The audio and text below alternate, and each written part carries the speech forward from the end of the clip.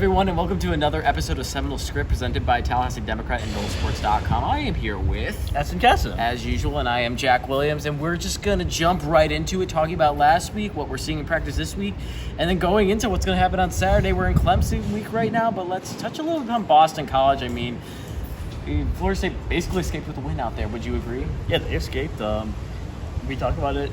If it wasn't for that face mask, Boston College might have had a chance to win that game. They get the ball back. They probably don't get great field position. I think they had one timeout left, if I'm not mistaken, but they would have been, or maybe two timeouts left, but they would have had a chance to build a drive. You get a field goal. You don't have to need that many yards, so it would have been interesting. Really, was it 18 penalties for Boston College? Was it why they lost the game? Florida State just let them back in the game.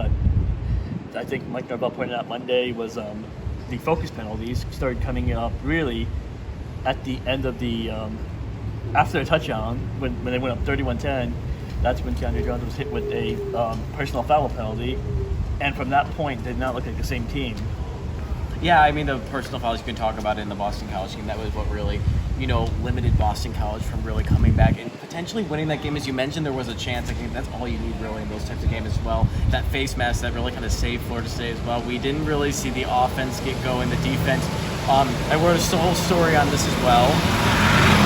But the defense had a handful of missed tackles. It just wasn't up to par for usual as it's been and stuff like that. It was really kind of a wake-up call in ways. I wouldn't say a full wake-up call. They still ended up winning the game, but going into a competitive week against Clemson, it was a little eye-widening, whatever the word you want to use there. But it was an interesting game to say the least. But Florida State, managed to come away with the win, and they are still undefeated on the year.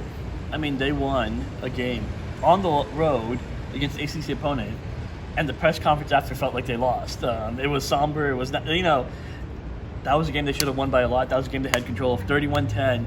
They probably scored one more touchdown in that third quarter. They scored the second touchdown they scored two touchdowns within less than 4 minutes in the fourth quarter, and then just fell apart. I mean, I don't even want to say fell apart. Just took the foot off the gas.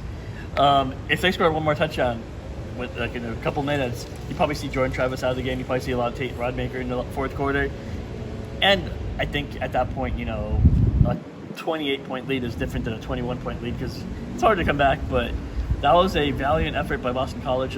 Castellanos, great game. But also, how do you not know he's going to run the ball on 3rd and 15? How do you let him roll out and find an open receiver on 3rd and 20? It was just some boneheaded mistakes on defense.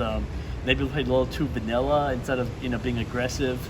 But on to the practice this week. Yeah, I mean the Boston College game I think was a game a lot of people didn't expect to be such a point of knowledge, I guess, or interest or whatever this week. But it has been as well. We're into Wednesday practice as well, Tuesday practice. I guess you could argue that it wasn't great for them. However, they had a good response here on Wednesday. Would you agree? Yeah, I think the Tuesday practice seemed like a carryover. They played with passion, they played with spirit, but the offense was not good against the defense. The offense was not good against the scout team defense. They just struggled. No one stood out. Today's practice was a lot smoother, a lot better. Once again, played with passion, played with good, composure. Jordan Travis making better throws today. Keon Coleman got going. Johnny Wilson had a few catches. Jaheim Bell had a few catches. So the defense had made some plays as well. So it was better overall today. C.J. Campbell had a couple of good runs. He's someone that doesn't see a ton of playing time in games, but looked good today. Yeah, we saw an overall balanced effort today. The defense really had the intensity yesterday, and the offense kind of stepped it up again today. And it was what Norvell wanted to see more of going into Clemson as well. There's also a added crowd noise this week as well. Clemson is known to be one of the louder environments just in college football in general, and they added layering to their crowd noise that they usually have during games. So we get to hear the third down song that most bands play. We get to hear Mo Bamba one too many times. Tired of that song. We got to hear the "We Are Penn State." They might do "We Are Clemson" out there. I'm not sure yet. We'll see for the first time, but there's a whole different element added in practice this week as well to prepare for that sound element and make sure that the crowd wasn't going to play a factor in the game. But we just wrapped up our openness to practices, and now we're back into Clemson mode. We're getting ready to go to the game now soon. What We drive up Friday. Yeah, we drive up Friday. I guess, what are you looking out for? What's something that Florida State should prepare for going into that game? So interesting. Jaheim Bell obviously played at South Carolina, so he would play Clemson every year. He talked about how the crowd noise, he played there last year, so the crowd noise was similar. So he's been preparing his teammates to be ready for that. He's preparing his teammates to be a hostile environment, but he'd around his teammates. You punch him in the mouth a couple times, you're gonna be fine.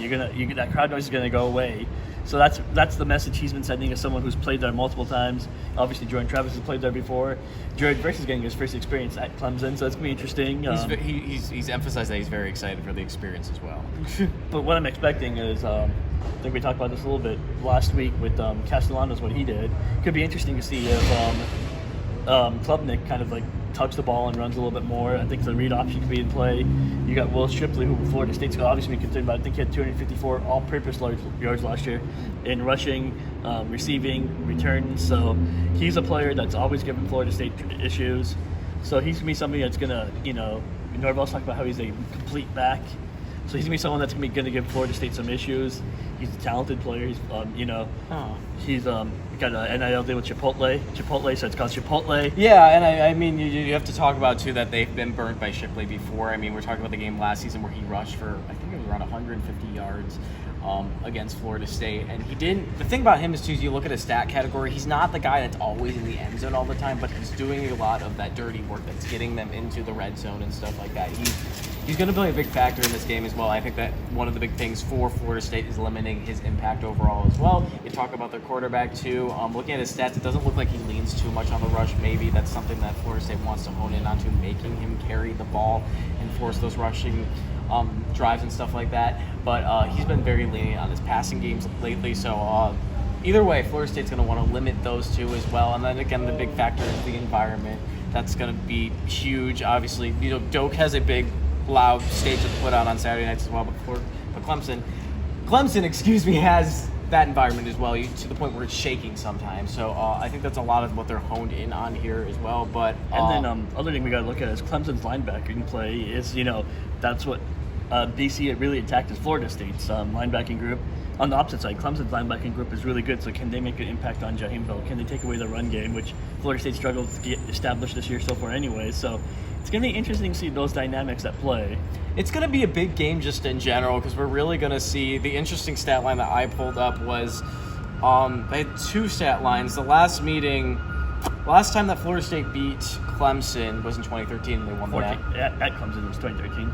Yeah, at Clemson, excuse me. Yeah, at Clemson. The last time they won there was 2013 when they won the national championship that year. And then when you look at margin of victories as well, Florida State's largest margin of victory over Clemson was in 1993. Florida State won a national championship in 1993. For Clemson, it was in I think it was 2018. Yeah, it was 2018, and they made it to the national championship game that year. I mean, if you want to put your fortune teller cards down and you want to get out your crystal ball and you can put these stats together and such, you could say this game could be indicative in talking about maybe potential national championship outcomes. It can't be at all. Either way, you could think about it in that context as well. Yeah. Either way, I think this is going to be a critical game for Florida State. Do you think Florida State has more to lose in this game than Clemson, or what do you feel on that? Because Florida State's still undefeated. You talk about the Boston College game that it got tight there. They're still undefeated though. I guess, how do you feel about that? Yeah, I think Florida State does have more to lose. Actually, I'll argue Clemson has more to lose. Florida State has a little less to lose because if they lose this game, and hypothetically they could get Clemson again in the ACC championship game and get a playoff that way. Although I think a bid for the ACC at that point, if there's another one-loss team and three undefeated teams or two undefeated teams, is a little longer shot. But Clemson has more to lose because if they lose, they're out of the ACC, they're out of the college football playoff contention, and people are going to start digging that grave for Dabo Swinney's program. Because that's how we react these days. Yeah. So I do think that this game probably means more for Clemson, which could be interesting. But Florida State also has a lot to prove after last week, so it can make it, And on paper, they have the better team. Yeah, it will be an interesting matchup. Florida State still has some very exciting matchups down the stretch. They still have Duke on there, still have Pitt on there. They still have Miami, and they still have Florida on there as well. And then potentially what happens, they could have more games after that. But Up to 3 more games. as of now, this is the biggest matchup of the year so far. But yeah, we'll wrap it up here. Where can they find us? Yeah, so Tallahassee.com is where you find our stuff. Noel Sports. We have great football coverage. Jack will have their soccer preview for their 2 games this week, Yeah. including UNC. Another big game of the year. Number 1 team in the country. And they'll be traveling. Check us out for that. We'll have everything covered. Noel Sports. Yeah, absolutely. I mean, and we will see you guys in Clemson.